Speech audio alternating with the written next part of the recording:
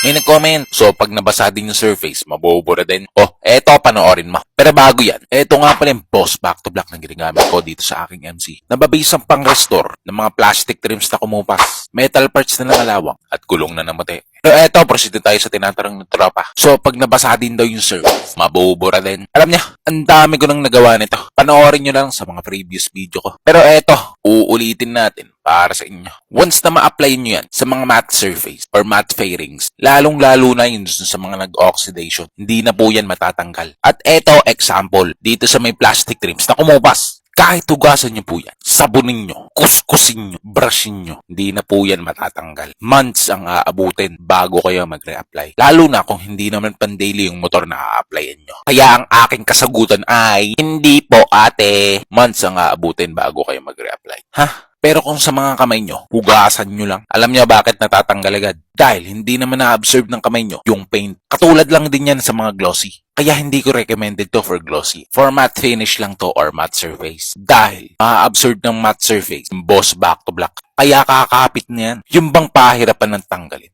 Kaya kung magustuhan mo to, at kailangan mo to, ilalagay ko na lang yan sa baba para makita mo.